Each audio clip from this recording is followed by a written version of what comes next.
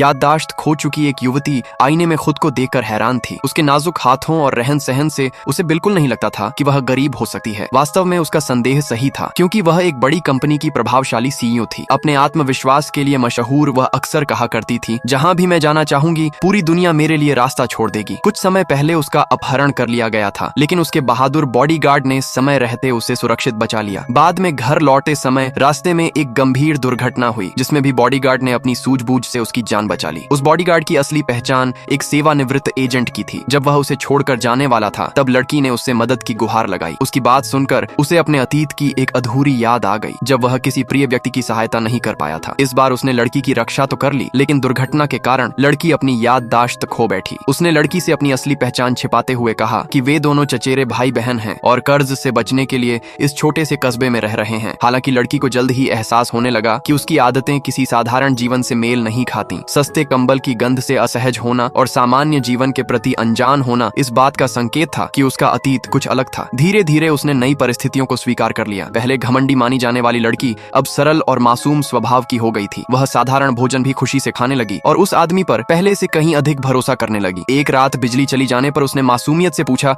कि बिजली जाना क्या होता है। समय के साथ वह उस आदमी पर इतना विश्वास करने लगी कि उसने उनसे रिश्ते की सच्चाई भी पूछी, लेकिन उसे कोई उत्तर नहीं मिला। एक दिन कुछ लोगों से मामूली बहस होने पर वह घबराकर पीछे हटी और सीधे उस आदमी की बाहों में गिर गई। उसने शांतिपूर्वक स्थिति संभाल ली, लेकिन उसी दिन लड़की अचानक बेहोश हो गई। तब पता चला कि वह एक रहस्यमयी बीमारी से पीड़ित है और एक विशेष दवा ही उसकी हालत को नियंत्रित रख सकती है। होश आने पर उसने देखा कि वह आदमी उसकी पूरी देखभाल कर रहा है, जिससे उसके मन में उसके प्रति अपनापन और बढ़ गया। दूसरी ओर लड़की का मंगेतर उसकी अनुपस्थिति का फायदा उठाकर उसकी कंपनी पर कब्जा करने की योजना बना चुका था। लड़की की बीमारी के कारण उसे नियमित दवा की आवश्यकता थी, इसलिए उस आदमी ने उसे साधारण कर्मचारी बनकर कंपनी में प्रवेश करने को कहा, जबकि वह स्वयं मरम्मत कर्मचारी का भेष बनाकर आवश्यक दवा लेने पहुंचा। कंपनी पहुंचते ही मैनेजर ने लड़की से उसके विभाग के बारे में पूछा। वह कुछ नहीं बोल पाई, लेकिन उस आदमी के कहने पर उसने आत्मविश्वास से अपना पक्ष रखा। अनजाने में उसने वही प्रसिद्ध वाक्य दोहरा दिया, जहां भी मैं जाना चाहूंगी पूरी दुनिया मेरे लिए रास्ता छोड़ देगी। यह सुनते ही मैनेजर चौंक गया, क्योंकि यही वाक्य केवल उसकी महिला सीईओ कहा करती थी। उसी पल उसे एहसास होने लगा कि शायद उसके सामने खड़ी साधारण कर्मचारी वास्तव में उनकी लापता सीईओ ही है।